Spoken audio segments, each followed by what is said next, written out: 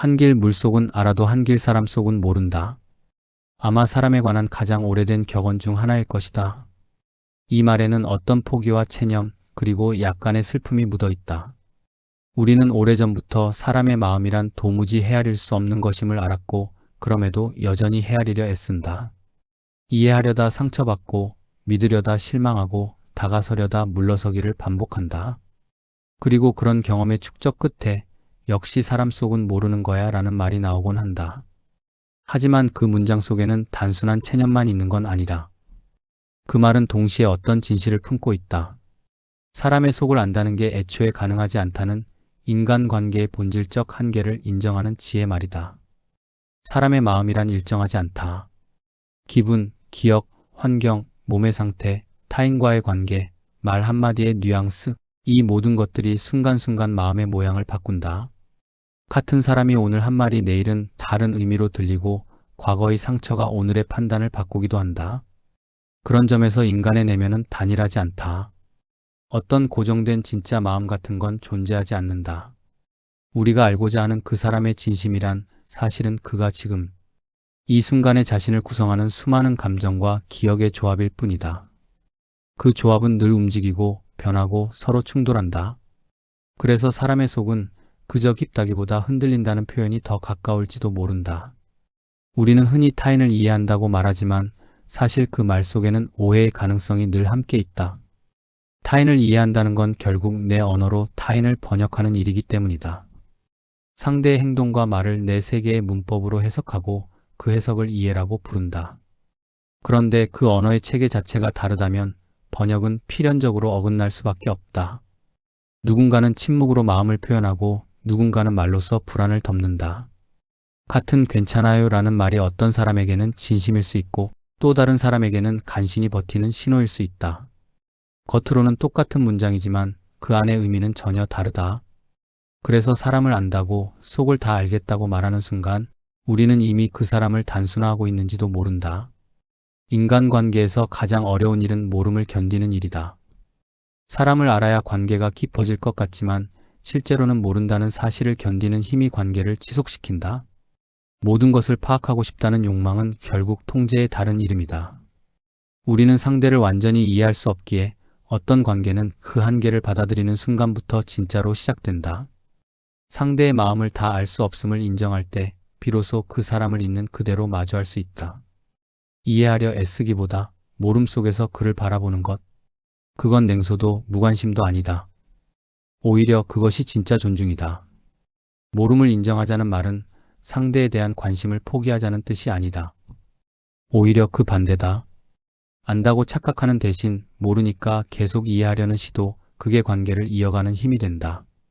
사람의 속이란 모를 수밖에 없으니 그 모름을 받아들이는 게 관계의 지혜라는 말이다. 사람의 마음은 계절처럼 바뀌고 날씨처럼 변덕스럽다. 하지만 우리는 그 변덕을 이유로 하늘을 미워하지 않는다. 그저 날씨에 맞게 옷을 입고 필요한 만큼의 거리를 두며 다시 햇살이 들 때까지 기다린다. 사람과 사람 사이의 일도 어쩌면 그와 다르지 않다. 결국 사람 속을 모른다는 말의 진짜 의미는 사람을 쉽게 판단하지 말라는 뜻일지도 모른다. 그 사람이 왜 그런 말을 했는지, 왜 그런 행동을 했는지 우리는 다 알 수 없다.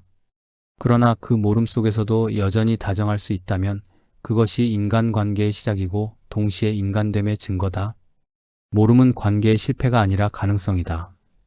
알 수 없는 타인을 향해 마음을 건네는 일, 그 불확실한 시도 속에서만 우리는 조금씩 서로를 배워간다. 인간관계는 늘 예측 불가능하다. 어떤 관계는 아무 일도 없었는데 서서히 멀어지고 또 어떤 관계는 사소한 오해 하나로 완전히 무너진다. 반대로 뜻밖의 한마디가 새로운 인연을 만들기도 한다. 이처럼 관계는 수학적 공식처럼 움직이지 않는다. 그래서 사람과의 일에는 언제나 불확실성이 따라붙는다. 불확실하다는 건 나쁘다는 뜻이 아니다. 오히려 그것이 관계를 살아있게 만드는 조건이기도 하다. 모든 것이 예측 가능한 관계라면 그건 이미 관계가 아니라 계약일 것이다. 우리는 누구나 관계 속에서 안정감을 원한다. 이 사람은 나를 좋아한다. 이 관계는 안전하다라는 확신이 있을 때 마음이 편하다. 하지만 그 확신은 대개 잠정적이다. 사람의 마음은 시간과 상황에 따라 변하고 관계의 역동은 늘 새롭게 구성된다. 어제까지 가깝던 사람이 오늘은 멀게 느껴지고 어떤 날은 그 반대가 된다. 그 변화가 곧 인간의 자연스러움이다. 그런데 우리는 그 변화를 받아들이기보다 통제하려 한다. 왜 어제와 다르지? 왜 이전 같지 않지? 하는 생각은 사실 상대를 향한 질문이 아니라 나의 불안을 향한 질문이다. 관계의 불확실성을 견디지 못할 때 우리는 상대를 조정하거나 거리를 두거나 때로는 스스로 마음을 닫는다. 불확실성을 견딘다는 건 곧 결과를 확신하지 못한 채 머무르는 용기를 말한다. 그건 불편한 일이다. 우리는 언제나 예측 가능한 세계를 선호한다. 예측이 가능하면 대비할 수 있고 대비할 수 있으면 덜 불안하기 때문이다. 하지만 인간관계는 그 논리로는 움직이지 않는다. 누군가의 마음은 방정식이 아니라 기류처럼 변하고 감정은 날씨처럼 요동친다. 그렇기에 관계의 안정이란 고정된 상태가 아니라 불확실성 속에서도 함께 방향을 잡아가는 과정을 뜻한다. 이 불확실성을 견디지 못하면 관계는 조심스러움으로 굳어진다. 말 한마디, 표정 하나에도 과도한 의미를 부여하고 작은 오해에 쉽게 흔들린다. 그러다 보면 우리는 점점 안전한 거리만을 선택하게 된다. 상처받지 않기 위해 깊은 관계를 피하고 오해받지 않기 위해 본심을 숨긴다. 그렇게 관계는 점점 얇아지고 대화는 표면만 맴돈다. 결국 아무 일도 일어나지 않지만 아무것도 나누지도 못한 채 관계는 서서히 식어버린다. 그것이 불확실성을 피한 대가다. 사실 관계의 불확실성은 피할 수 있는 것이 아니다. 그건 인간 존재의 구조 속에 이미 내재된 것이다. 관계의 불확실성을 인정하면 우리는 조금 더 유연해진다. 상대가 나를 다르게 느낄 수도 있고 때로는 멀어질 수도 있음을 받아들인다. 그것이 반드시 잘못된 일은 아니다. 인간관계는 고정된 점이 아니라 흐름이기 때문이다. 흐름 속에서는 거리도 방향도 속도도 달라진다. 중요한 건 그 변화 속에서도 어떤 마음으로 머무를 것인가이다. 불확실성은 피로의 근원이 아니라 관계를 계속 살아있게 만드는 긴장감이다. 결국 관계의 불확실성을 견디는 힘은 내가 통제할 수 없는 것을 인정하면서도 여전히 마음을 내미는 용기에서 나온다. 그것은 계산으로는 얻을 수 없는 품성이다. 불확실성은 두렵지만 그 속에서만 진짜 친밀함이 만들어진다. 예측할 수 없는 감정의 흐름을 견디는 일, 그건 사람과 사람 사이를 지탱하는 가장 묵묵한 지혜다. 관계는 통제의 대상이 아니라 해석의 대상이다. 그리고 그 해석은 언제나 불확실성을 견디는 사람의 몫이다. 나는 진심이었는데 왜 그 사람은 그렇게 받아들였을까? 인간관계에서 가장 큰 좌절은 진심이 통하지 않을 때 찾아온다. 우리는 대체로 진심이면 통한다는 믿음을 가지고 살아간다. 진심은 언제나 옳고 결국엔 전해질 거라고. 하지만 현실은 그렇지 않다. 아무리 진심을 다해도 상대는 그 마음을 다르게 해석하거나 전혀 받아들이지 못하기도 한다. 때로는 오히려 진심이 오해의 원인이 되기도 한다. 그러면 우리는 묻는다. 도대체 뭐가 문제였을까? 그 질문의 답을 찾으려면 먼저 진심이라는 말의 구조를 살펴봐야 한다. 우리가 말하는 진심은 감정이라기보다 표현의 의도에 가깝다. 나는 진심이었어. 라는 말 속에는 내가 느낀 감정이 진짜였다는 확신이 들어있다. 하지만 감정이 진짜였다는 사실이 곧 그것이 전달되었다는 뜻은 아니다. 감정은 표현되는 순간 언어로 번역되고 행동으로 옮겨지는 순간 상황의 문맥 속으로 들어간다. 그 과정에서 이미 여러 가지 왜곡이 일어난다. 따라서 진심이 통하지 않는 이유는 진심의 부재가 아니라 진심의 번역 실패에서 비롯된다. 언어는 마음의 완벽한 매개가 아니다. 누군가를 위로하려는 말이 오히려 상처로 들리고 걱정에서 한 조언이 통제나 간섭으로 느껴질 때가 있다. 말은 맥락 속에서 의미를 얻는다. 말하는 사람의 의도보다 듣는 사람의 상황이 그 말을 규정한다. 예를 들어 괜찮아, 다 잘 될 거야. 라는 말은 어떤 사람에게는 큰 위로가 되지만 어떤 사람에게는 자기의 고통을 가볍게 여기는 말로 들린다. 같은 말이 전혀 다른 결과를 낳는 이유는 그 말이 닿는 심리의 자리가 사람마다 다르기 때문이다. 진심이 통하지 않는 건 그래서 의도의 실패가 아니라 맥락의 불일치다. 관계에서 우리는 흔히 내가 진심이면 상대도 알아줄 거야 라고 믿는다. 그건 인간적인 바람이지만 동시에 위험한 단정이기도 하다. 상대가 내 마음을 알아주는 것은 단순히 감정의 전달이 아니라 해석의 합의가 이루어질 때 가능하다. 해석의 합의란 서로가 같은 언어로 소통할 수 있다는 전제 위에서만 가능하다. 하지만 현실의 인간관계는 그 언어 체계가 다르다. 누군가는 침묵으로 사랑을 표현하고 누군가는 말로 안심을 구한다.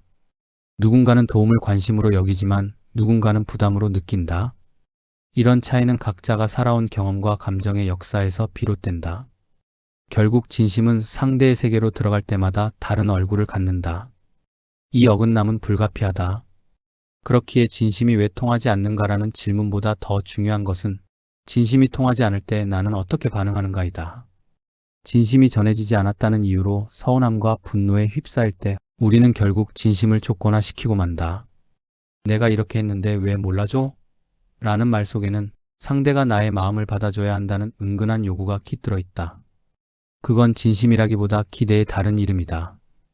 진심이 기대를 품는 순간 관계는 쉽게 균열된다. 진심이 통하지 않는다는 사실을 인정하는 건 냉소가 아니라 성숙이다. 진심은 결과가 아니라 태도다. 그 마음이 상대에게 닿든 닿지 않든 그 순간 내가 진심이었다면 그것으로 충분한 때가 있다. 진심은 상대의 반응을 통해 완성되는 것이 아니라 자신의 내면에서 선택되는 하나의 방향성이기 때문이다. 진심이란 상대가 나를 알아주길 바라는 마음이 아니라 상대를 향해 왜곡 없이 서려는 마음이다. 물론 진심이 전혀 전달되지 않을 때의 상실감은 크다. 아무리 좋은 뜻으로 한 일이 오히려 오해를 낳거나 가까운 사람이 나의 마음을 오독할 때 우리는 본능적으로 마음을 닫는다. 다시는 이렇게 애쓰지 말아야지 하는 결심이 생긴다. 그러나 그 순간 진심은 스스로의 자리를 잃는다. 진심이 오해받았다는 이유로 사라져야 한다면 그건 애초에 진심이 아니라 반응에 의존한 행위였던 셈이다. 진심은 상대의 이해를 전제로 하지 않아야 유지될 수 있다. 우리는 흔히 진심이면 언젠가 통한다고 말하지만 그건 믿음이라기보다 삶을 지속하기 위한 선택적 낙관주의다. 진심은 언제나 통하는 게 아니라 때로는 실패하면서도 여전히 시도되는 것이다. 그 시도 자체가 관계를 유지시키는 힘이 된다. 진심은 결과를 담보하지 않는다. 다만 결과에 흔들리지 않고 마음을 쓰는 법을 가르쳐줄 뿐이다. 진심이란 상대에게 닿기 위한 도구가 아니라 내가 어떤 사람으로 존재하고 싶은가를 증명하는 방식이기도 하다. 관계 속에서 진심을 잃지 않는 사람은 결국 스스로의 인간됨을 지켜내는 사람이다. 인간관계에 관한 책은 세상에 넘쳐난다. 좋은 인상을 남기는 법, 효율적인 대화법, 사람을 끌어당기는 10가지 습관 같은 제목들이 그렇다. 그 책들은 대체로 대인관계의 기술을 다룬다.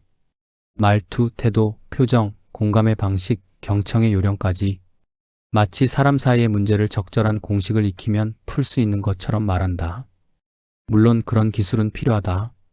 사회는 예의와 기술 위에서 굴러가고 상대에게 불필요한 불편을 주지 않기 위해서라도 우리는 일정한 기술을 배워야 한다. 하지만 그것만으로 관계가 지속되지는 않는다. 기술이 관계를 시작하게 할 수는 있지만 관계를 지켜주는 건 지혜다. 기술이 정답을 찾는 과정이라면 지혜는 적절함을 찾는 과정이다. 정답은 상황이 바뀌면 무용해지지만 적절함은 어떤 상황에서도 유효하다. 지혜로운 관계는 늘 균형을 지향한다. 지나친 계산도 무조건적인 헌신도 그 균형을 깨뜨린다. 기술은 균형을 맞추려 하지만 지혜는 균형을 감각한다. 그 감각은 타인에 대한 이해와 동시에 나 자신에 대한 이해에서도 비롯된다. 내가 언제 피로해지는지, 어떤 말에 예민해지는지, 나의 한계가 어디까지인지를 아는 사람만이 타인과 건강한 관계를 맺을 수 있다. 지혜는 결국 타인을 다루는 법이 아니라 나를 다스리는 법이다. 지혜는 언제나 타인을 다룰 수 없는 존재로 인정하는 데서 시작된다. 사람은 계획대로 움직이지 않는다. 누군가는 내 호의를 부담으로 받고 또 누군가는 무심코 한 말에 상처를 받는다. 그 복잡한 감정의 세계 속에서 관계를 유지하려면 우리는 결국 통제의 욕망을 내려놓아야 한다. 기술은 통제를 전제로 하지만 지혜는 통제 불가능성 속에서도 여전히 다정하려는 의지를 품는다. 그 의지가 관계를 지탱한다. 요컨대 기술은 관계를 만드는 법을 알려주지만 지혜는 관계를 지속하는 법을 알려준다. 기술은 빠른 이해를, 지혜는 깊은 이해를 추구한다. 기술은 타인의 반응을 바꾸지만 지혜는 나의 태도를 바꾼다. 그리고 궁극적으로 지혜는 우리에게 한 가지를 가르친다. 사람은 다루는 존재가 아니라 마주하는 존재라는 것. 인간관계의 가장 큰 어려움은 상처가 한 번 나면 그것이 금세 사라지지 않는다는 데 있다. 우리는 이성적으로는 이해하려 한다고 말하지만 감정은 언제나 그보다 느리게 움직인다. 머리는 괜찮다고 말해도 마음은 아니야, 아직 아파라고 속삭인다. 이 괴리가 인간관계를 불안하게 만든다. 사람 사이의 상처는 대개 큰 사건보다는 작은 오해에서 비롯된다. 누군가의 말투, 표정, 잠깐의 무관심이 우리의 마음을 건드린다. 특히 우리가 그 사람에게 어떤 기대를 품고 있었다면 그 작은 어긋남은 곧 실망이 되고 실망은 상처로 번진다. 그래서 상처의 밑바닥에는 언제나 기대가 있다. 기대는 관계를 가능하게 만드는 힘이기도 하다. 우리는 서로에게 아무 기대도 하지 않는다면 애초에 관계를 맺지 않는다. 기대가 있으니 관심을 갖고 신뢰를 쌓고 관계를 이어가려 한다. 하지만 그 기대가 충족되지 않을 때 상처는 피할 수 없다. 즉, 상처받지 않으려면 기대하지 말아야 하지만 기대하지 않으면 관계가 자라지 않는다. 이 모순 속에서 인간은 늘 아슬아슬한 줄타기를 한다. 그래서 사람들은 상처를 겪은 뒤 스스로에게 다짐한다. 이젠 너무 기대하지 말자. 다시는 깊게 관여하지 말자. 그 다짐은 일종의 심리적 방어기제다. 하지만 그 다짐이 반복되다 보면 우리는 어느새 마음에 두꺼운 유리벽을 세워버린다. 그 벽은 상처로부터 나를 보호하지만 동시에 따뜻한 관계로부터도 나를 격리한다. 이 벽을 세우는 행위가 바로 선긋기다. 선긋기는 스스로를 지키는 기술이자 타인에 대한 실망이 누적된 결과다. 이 선은 처음엔 작고 섬세하다. 이 이상은 관여하지 말자. 하지만 그 선은 점점 굵어지고 결국엔 아예 관계를 끊자로 변한다. 이렇게 우리는 조금씩 사람으로부터, 관계로부터 멀어진다. 문제는 그렇게 멀어져 있을 때의 마음이 의외로 편안하다는 점이다. 다투지도 않고 오해할 일도 없고 상처받을 일도 없다. 고요하고 안전하다. 하지만 그 고요 속엔 외로움이 조용히 자란다. 그 외로움은 처음엔 참을만 하지만 시간이 흐르면 삶 전체를 무겁게 만든다. 사람과 연결되지 않은 마음은 결국 방향을 잃는다. 그래서 우리는 다시 누군가에게 손을 내민다. 그러다 또 상처받고 다시 선을 긋고 이 순환이 인생 전부를 관통한다. 이 지점에서 우리가 묻게 되는 질문이 있다. 도대체 어디까지가 나를 지키는 선이고 어디서부터가 두려움이 만든 벽일까? 그 경계는 결코 뚜렷하지 않다. 지혜로운 사람은 이 경계를 잘 느낀다. 그는 자신이 지금 선을 긋고 있는 이유를 정직하게 바라본다. 그것이 이 관계가 나를 해치기 때문인지 아니면 단지 내가 다칠까봐 미리 피하는 것인지 구분하려 한다. 이 구분이 명확해질수록 관계는 한결 건강해진다. 만약 어떤 관계가 나를 지속적으로 불안하게 하고 내가 아무리 다정해도 상대가 나를 반복적으로 상처 입힌다면 그때의 선긋기는 자기 보호이자 성숙한 선택이다. 관계는 늘 위험을 수반한다. 호의를 오해받을 수도 있고 믿음이 깨질 수도 있다. 그러나 위험이 있다고 해서 완전히 다친다면 그건 더 이상 관계를 할 수 없다. 사람과의 만남은 결국 불확실성을 감수하는 용기 위에서만 유지된다. 상처는 피할 수 없지만 상처를 통해 배우는 지혜는 우리를 조금씩 단단하게 만든다. 상처는 사람이 필요 없다는 결론으로 우리를 몰지만 지혜는 그래도 사람은 필요하다는 믿음으로 우리를 돌려 세운다. 이 믿음이 꺼지지 않는 한 우리는 계속 사람을 만난다. 어쩌면 그게 삶이 우리에게 요구하는 가장 근본적인 용기일지도 모른다. 사람과 사람 사이에는 보이지 않는 온도가 있다. 너무 가까우면 숨이 막히고 너무 멀면 마음이 식는다. 나를 지키면서도 세상과 완전히 단절되지 않기 위해 우리는 끊임없이 거리의 온도를 조절해야 한다. 거리를 둔다는 건 상대를 미워해서가 아니라 나를 소모하지 않기 위해 잠시 멈추는 일이다. 누군가에게 마음이 다 타버린 뒤에는 그 죄를 가만히 바라보는 시간도 필요하다. 그 시간 동안 우리는 조금씩 깨닫는다. 사람을 멀리하는 것이 꼭 관계의 끝은 아니라는 사실을. 때로는 멀어짐이야말로 관계가 무너지지 않게 해주는 마지막 다리이기도 하다. 거리를 두면 처음엔 공허하다. 익숙하던 대화, 문득 떠오르던 얼굴, 함께 있던 시간의 잔향들이 한동안 마음을 맴돈다. 하지만 그 공허 속에서 자기 마음의 소리가 들리기 시작한다. 나는 지금 무엇이 힘들었을까? 정말 그 사람 때문이었을까? 아니면 내 안의 기대 때문이었을까? 이 질문들이 떠오를 때 거리는 단순한 단절이 아니라 성찰의 공간으로 바뀐다. 때로는 누군가와 완전히 멀어지는 것이 아니라 단지 한 걸음 물러서서 다시 바라보는 것이 필요하다. 가까이 있을 때는 보이지 않던 것들이 멀리서 보면 또렷하게 보인다. 그제서야 알게 된다. 그 사람도 나만큼 불안했고 나의 서운함 뒤에는 나의 집착이 있었다는 걸. 이런 통찰은 강요로 만들어지지 않는다. 시간이 그리고 적당한 거리가 만들어준다. 거리를 둔다는 건 감정을 억누르는 게 아니라 감정이 흐를 수 있도록 통로를 확보하는 일이다. 서로 너무 가까이 붙어 있으면 감정이 정체되고 조금 떨어져야 다시 흐르기 시작한다. 그래서 우리는 종종 이렇게 말한다. 지금은 잠시 거리를 두자. 그 말 속에는 여전히 관계를 완전히 놓지 않겠다는 의지가 숨어 있다. 그건 포기가 아니라 유예다. 너무 뜨거워진 마음을 잠시 식히고 다시 만날 가능성을 위해 여백을 남겨두는 태도다. 물론 어떤 거리는 영영 좁혀지지 않기도 한다. 그럴 때 우리는 스스로에게 말해야 한다. 이 거리는 이 관계가 살아남을 수 있는 최소한의 공간이다. 가까워질 수 없다고 해서 실패는 아니다. 서로에게 상처를 주지 않고 각자의 자리에서 무사히 살아가는 것도 하나의 관계의 형태다. 그리고 아주 오랜 시간이 흐른 뒤 문득 마음이 덜 아프게 느껴지는 날이 온다. 그때 우리는 조심스럽게 깨닫는다. 아, 내가 그 사람을 용서했다기보다는 단지 그 일로부터 멀어져 나왔다는 걸. 그게 어쩌면 진짜 용서의 다른 얼굴일지도 모른다. 용서는 누군가를 향한 행위가 아니라 내 마음이 다시 현재를 살 수 있는 상태로 돌아오는 일이다. 이상 시크릿 레터였습니다.